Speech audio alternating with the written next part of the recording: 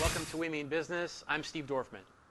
Well, for decades, you've been hearing about the term IQ, but recently we've been hearing about the term EQ, which stands for emotional intelligence.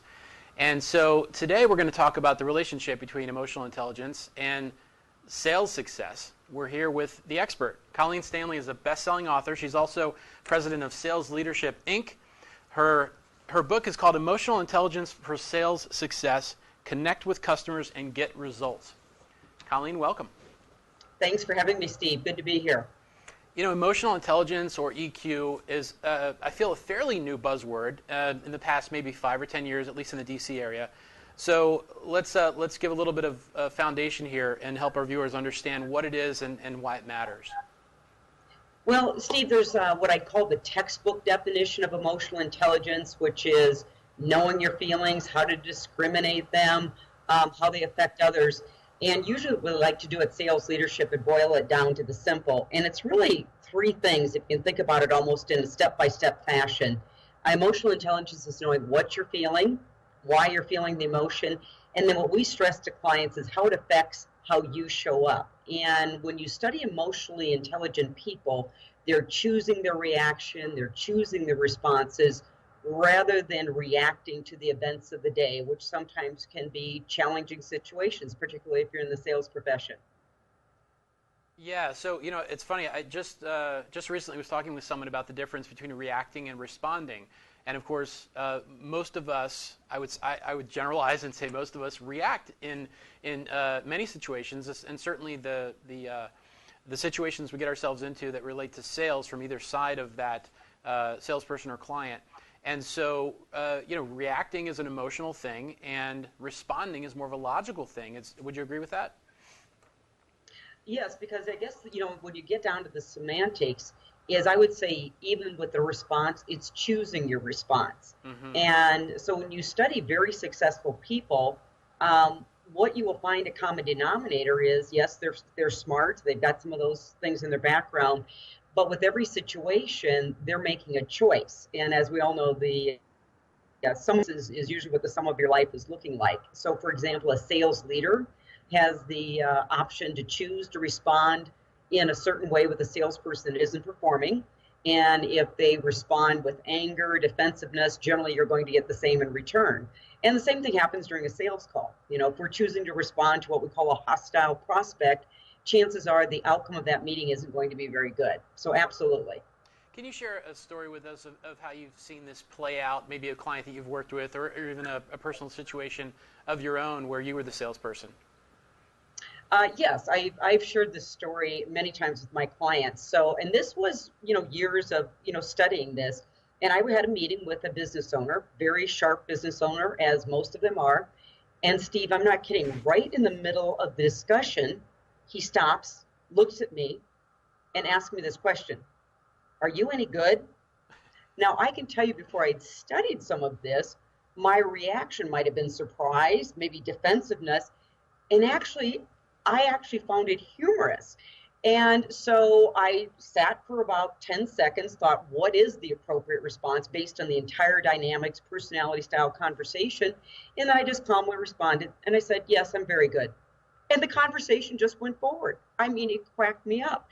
And so, you know, that's a case of where you've got a high driver personality style, probably in the middle of it, he's going, boy, am I making the right decision hiring this person? So that would be a very small example of choosing the correct response. Yeah, that's neat. Now, I know that you cover in the book master negotiators really, you know, knowing how to sort of throw you off your game. And I have to wonder if that's maybe what he was doing. Now, you say you took 10 seconds. That feels like an eternity when you're in a dialogue like that. Was it really 10 seconds? You know, I think it was, because there was a part of me, I'm not kidding, I can still remember this going through my head.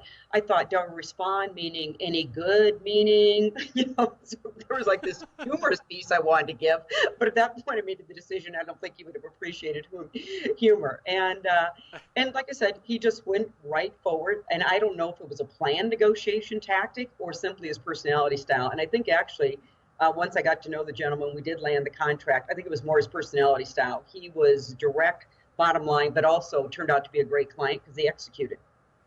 you've got connect with customers right there in the subtitle. And as a client experience consultant and trainer myself, of course that resonated with me. And I have a sales background as well, but I want to hear you speak to this piece of it. I mean, specifically, when you say connect with customers, is it possible to build relationships or even make that initial sale without first connecting?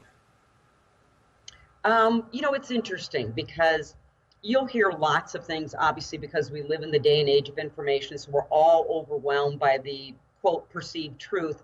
And so I will go back to some common sense, which you'll find a lot of EQ is about common sense. And here's the reality. I think something that is never going to change is the need for human beings to feel understood. And so if you go into an appointment and if you don't have the emotional intelligence skill of empathy, and empathy plays out in many different ways, Steve. Empathy is simply paying attention. And paying attention means you're listening more than you're talking. And we've been taught that for years in sales and sales training. But empathy is that ability to see a shift in the eyes, change in tonality, and then respond accordingly. Empathy is also that ability to demonstrate that to that prospect or customer, I get your world. And when you can demonstrate, I know where you're coming from, you must be frustrated, you must be concerned. When you are able to demonstrate those skills during a call, psychologically, the prospect likes you and trusts you. And it isn't any of this real conscious activity going on in the prospect or customer's brain. It's this whole feeling that you're there with the right intent. So I absolutely believe in that even if we live in a high-tech world, some of the basic psychology needs don't go away, and that's what makes emotional intelligence so important in the sales meetings. Good stuff. I can't help but think about how this has started to play out in call centers, and too often I think they're not really connected to the words. So the words are there. The empathy is they're trying to display the empathy, but it sounds robotic. And so, of course, that's an important piece of this, that you can't fake empathy, right? Yes, yes. And you know what? We recently worked with a pretty large customer service group, and to expand on your point, which is a very good one, they had been taught the basic good customer service skills. I understand how you feel, right? Right. And so what we worked with this team on is, to your point, it sounded robotic. And I always tell the teams, you must finish the sentence. So for this particular group, they worked with business owners. So the end of the sentence was this: Mr. Business Owner, I can understand how you feel, because the fact that you're having to spend time on the phone dealing with this problem means you're not out selling and making money. See, it was the end of the sentence that took away the robotic and okay, this person's been trained on some customer service technique, because that was a reality. The fact that a very busy small business owner has to spend time on the phone, their panic is, I'm not out selling. So that's the empathy. I get your world, I understand it, and I demonstrate it. Very good. So you spoke a little bit earlier about knowing how you're showing up, and just so our viewers understand that, I imagine what we're talking about is first impressions and how that plays into this. And so what can you share with us about quote, showing up, and how important these first impressions are? There's different ways. So let's take a couple of examples, because I think that makes it more real world and applicable for your listeners. Let's say you've been in the lobby and your prospect has left you waiting for 15 minutes. Now, what can happen here is something called self-talk kicks in, and you might start saying to yourself, well, who is this person? They're disrespecting me. They don't value my time. And the reality is there might be a fire burning, might be a personal one, professional one. And so by the time they come out to greet you in the lobby, you've either lost confidence, all right, this person doesn't respect my time, or you're defensive. So that affects how you show up. I've seen sales reps when they're calling on big titles, big money. And so the self-talk is, wow, this person's going to be tough. They make more money than me. They have a bigger office than me. And as a result, they don't show up very confident. And let's face it, if you're a pretty high-powered person, what you want to buy from is somebody equally high-powered. And power has nothing to do often with your currency. It has everything to do with how you show up. And are you a professional, confident, and have the good questions prepared? All the things that we know go into a good sales call. So I think some of those emotions can start taking over the meeting, and you don't show up very well, even though you know what you should be doing. Boy, I imagine that is something every single salesperson has had to deal with, that self-talk. And so really, really valuable. Now, you also talk about the importance of likability. And so is this one of the biggest components of selling, likability? You know, this is an interesting question you bring up because you read a lot like I do, Steve. And so people are saying relationships aren't important anymore. It's all about business acumen. People want to buy online. Here's my belief on likability is people probably won't like you when they first meet you. However, because they need to trust you first. And so a lot about becoming likable is frankly losing attachment to the outcome of the meeting. Because this goes back to Physiology 101, which ties into the emotion, by the way, and you have something in your brain called mirror neurons. And so if you show up to that meeting and you show up that you're going to be slick, polished, professional, now I'm not saying don't be prepared, but if you don't show up with the intent of really seeking to understand, seeking the truth, can you really help this individual? Do they want to be helped? Does the company want to be helped? At that point, the mirror neurons in your prospect's brains going, this person isn't well-intentioned. They're here to hit their quota, not hit my need. Therefore, they don't trust you, which goes back to your question, likability. So likability is never going to go away because likability starts with, I trust you, and when I trust you, then I start liking you. Does that make sense, or did I make that really complicated? It actually makes perfect sense. Okay. It's a great connection that you made there. And so what can one do? You have a tip or two about becoming more likable or showing up as that person of power that has the confidence and the know-how and all these things that are important to building that trust in the first place? Well, you know, I got a great tip from a gentleman, Michael Alasso, and he is a communications expert. And so I'm a member of Vistage, and he was speaking to our group. And, you know, the buzzword in our industry, Steve, as you've probably heard, is be authentic.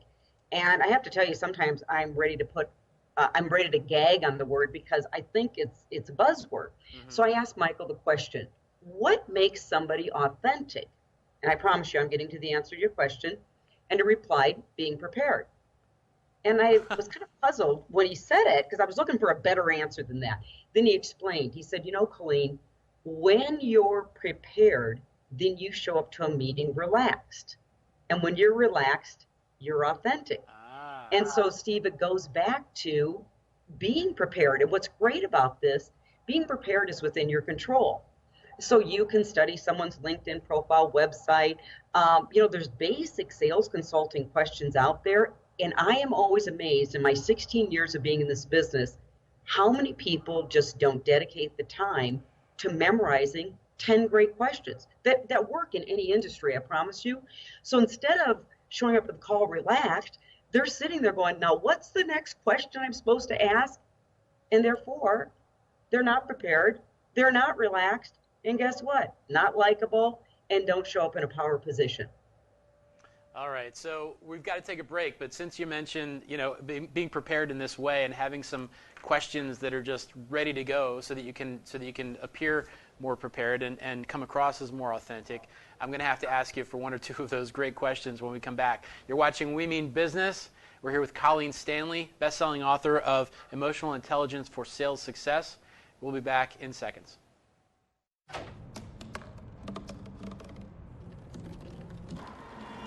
Everybody has a dream.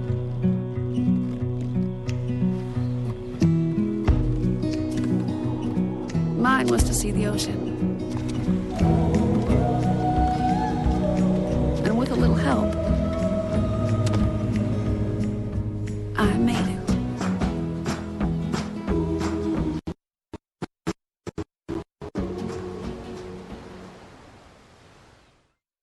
Welcome back to We Mean Business. I'm Steve Dorfman, and today we're here with best-selling author Colleen Stanley, and we're talking about her book, Emotional Intelligence for Sales Success. And before the break, Colleen, you mentioned that in order to show up more prepared, or even more authentic, right?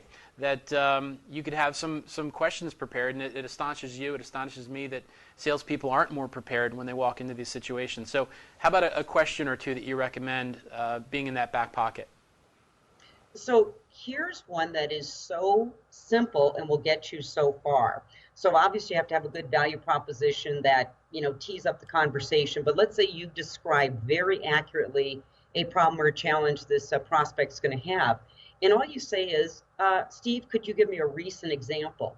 Now, as simple as that question is, that prospect, when you call on them, is logical. We all know people buy emotionally. And when they start reliving the story, telling the story, they're emotional. Now, plus, you get a ton of criteria from which you're eventually going to springboard more questions. Another question I ask is, where else is this affecting the organization? And at that point, you can add some value. So for example, let's say in distribution, you talk about the accounting department, customer service department being overloaded with calls, warehouse having to work overtime, shipping things out because things aren't getting manufactured on time. So 2 questions right there that are very simple often don't get asked on the call. And we link that in the EI world back to something called impulse control.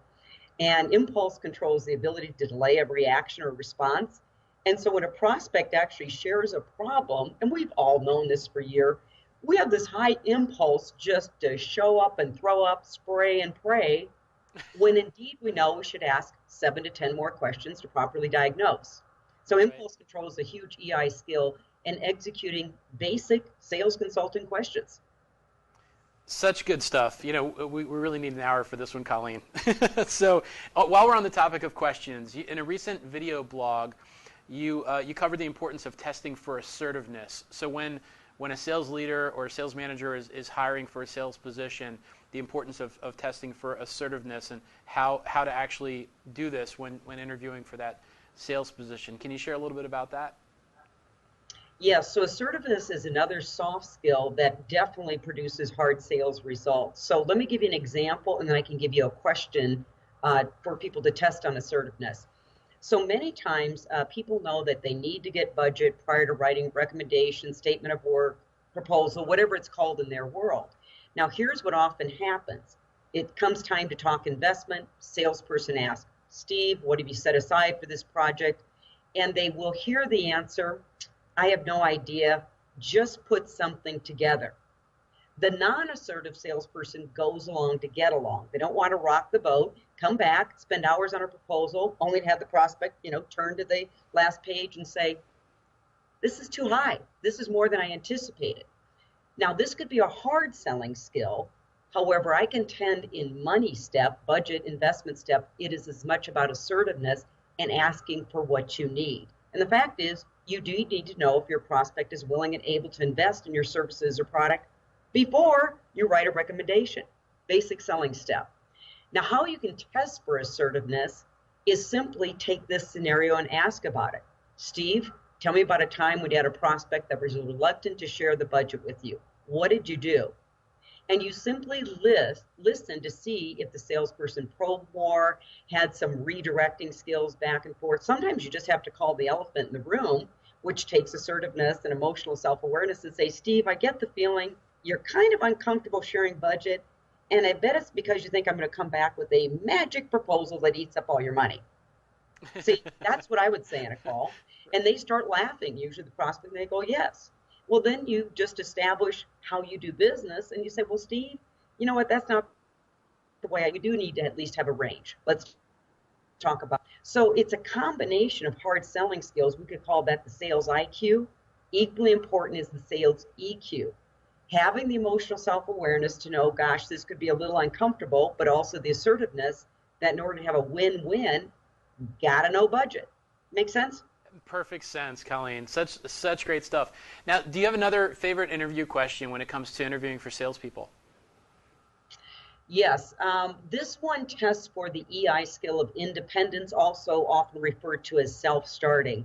And, for folks that are in, particularly if someone is hiring their first sales representative or you're in an entrepreneurial environment where you're moving 100 miles an hour, You really need these people that are self-directed, can work by themselves, set goals.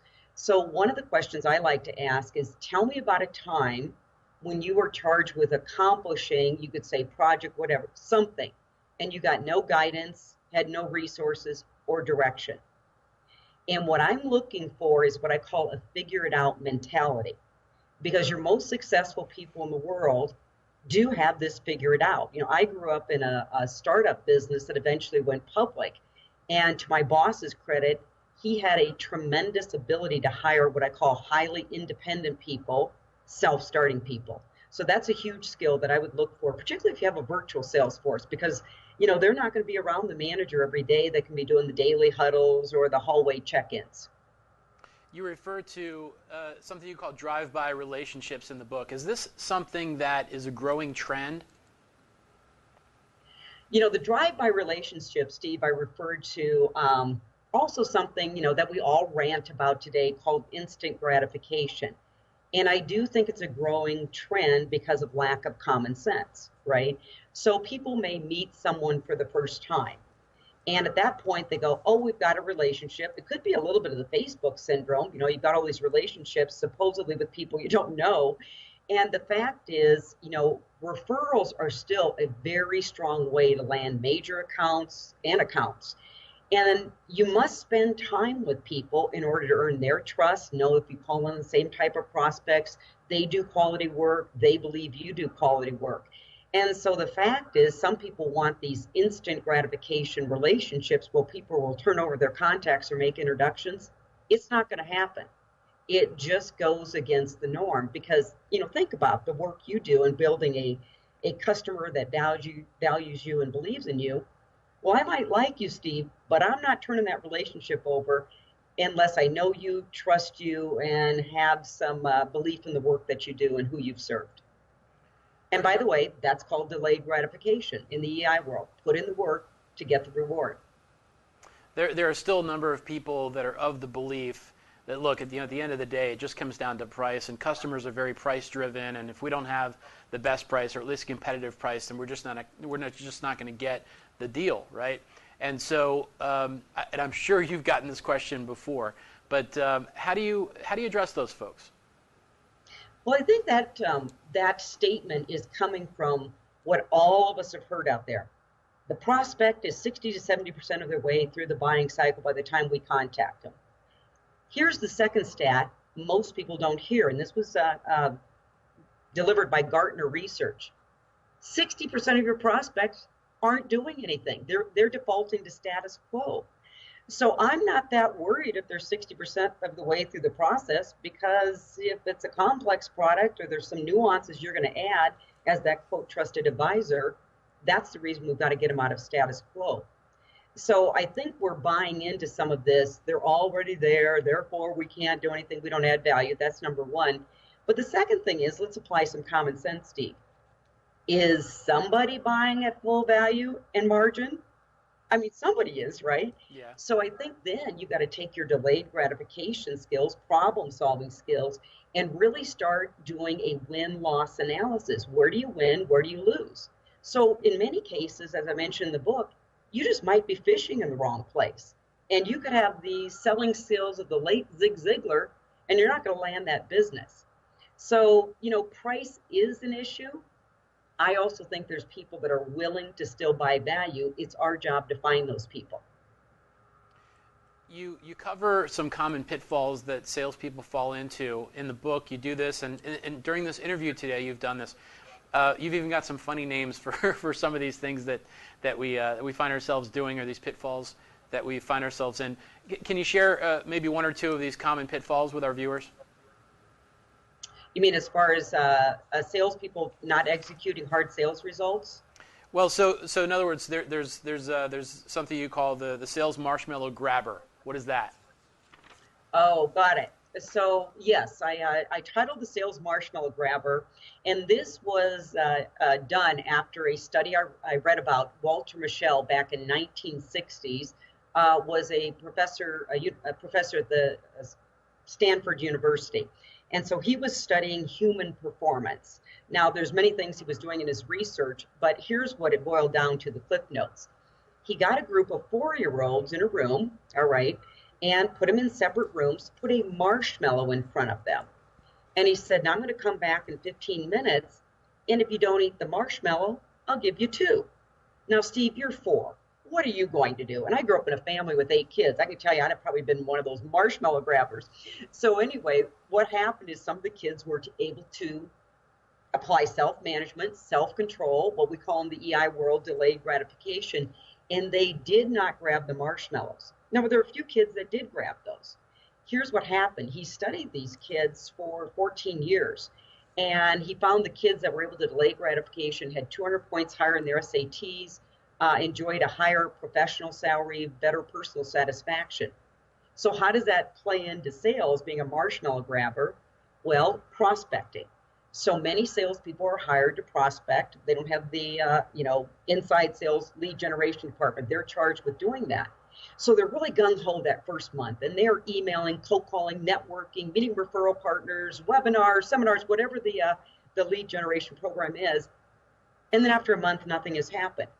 So then they start maybe checking out their Facebook at work or doing non-productive selling activity. And it's because they're looking for instant gratification. And some of the best salespeople I've seen do the work so they can do the work. So they consistently calendar block, which, by the way, takes, you have to have delayed gratification to do that. And then they consistently execute. So marshmallow grabbers often don't sell as big a deals because guess what? Major account selling takes more time. It's not instant gratification, more strategy, more tactics, more meetings. So this marshmallow grabbing shows up in a lot of ways. Even for sales managers, they don't take time to really role play, drill skill with their team. Instant gratification gets in the way, and they simply want their team to be terrific without putting in the work to help their team be terrific. Right, got it. Well, listen, in the little bit of time that remains, we have just about a minute. I wanted to ask you, because we've had Dan Pink on the show a couple of times, and his most recent book, To Sell is Human, we talked about that, and he mentions in the book that ambiverts make the best salespeople. So in about 30 seconds, can you comment on that? I would have to agree with him there, because a lot of times people think the extroverts of the world, because of their natural ability to connect, the introverts of the world are naturally better listeners. You know what? They're also a little bit more skeptical.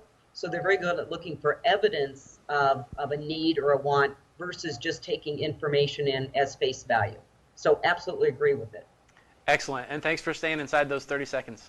So you've been watching We Mean Business, and today's guest has been Colleen Stanley. Her best-selling book is called Emotional Intelligence for Sales Success. Colleen, it's been a pleasure having you on the show. To learn more about Colleen, please visit wemeanbiz.tv.